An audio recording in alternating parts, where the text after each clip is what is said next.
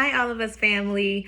My name is Rachel, and I'm a wife, a mama of two boys, and I live in California. And I am so honored to be able to share a little bit about the goodness and the faithfulness of God during this year, 2020, which has definitely been one of the hardest and most challenging and most scary years I've ever lived through. And when it comes to uncomfortable feelings like that, scariness, uncertainty, all the things that 2020 has presented, my go-to has always been to eat. And that's really been my coping mechanism. I know so many of us have different ways that we cope or we push through, or we kind of numb out, I should say, from uncomfortable feelings. And that's just been what I would do. And so going through 2020 definitely provided the perfect environment for me to run to that familiar drug of choice. And it's a painful cycle for me because although in the moment it feels, great to just eat food and have the comfort of eating food, it opens the door to so many things, which is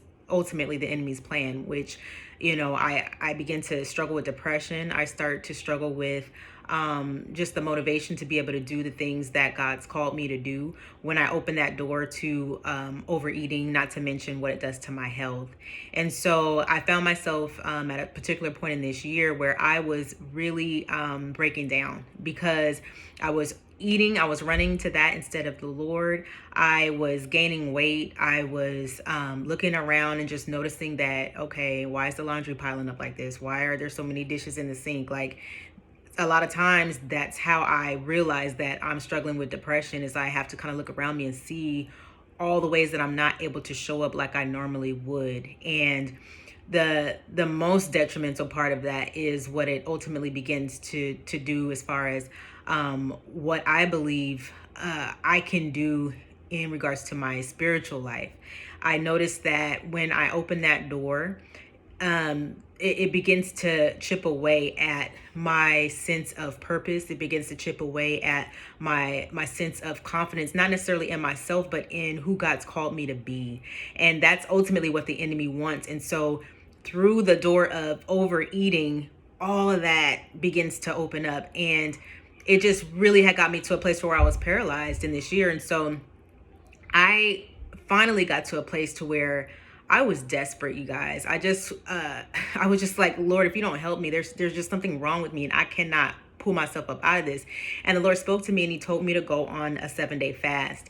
And during that fast, it's like the feeling of having the Lord carry you back to his feet, carry you back to his altar where he gets to once again be on the throne. Food is not on the throne. Food cannot save me. Food cannot comfort me. It can't heal me.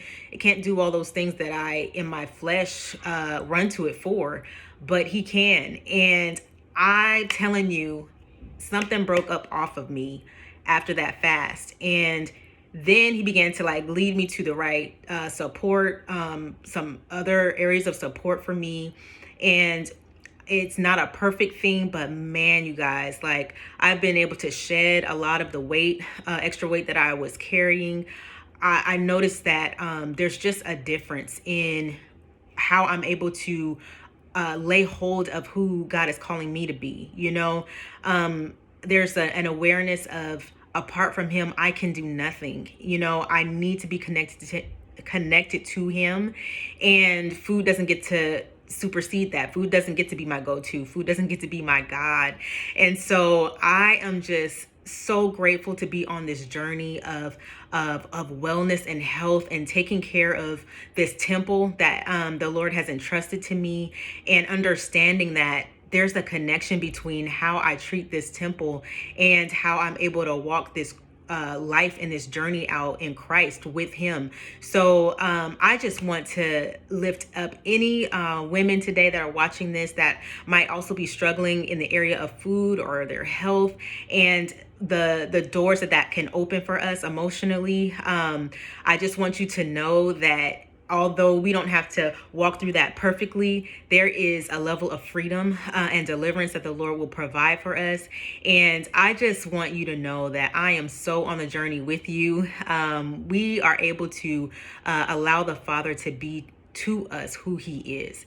So when we need that comfort, when we need that reassurance, when we need his peace, he is all of those things. And so I've really been taking time to even just study his names, because I think in 2020, in this year, I've gotten a chance to know him in different facets, and just giving him that opportunity to show those different sides to me has been so important. So let's continue to just press into who he is, all the many ways he's able to father us, all the many ways he's able to comfort us, and allow us to stay connected to him so that we have the strength that we need to walk through whatever season we find ourselves in. So be encouraged.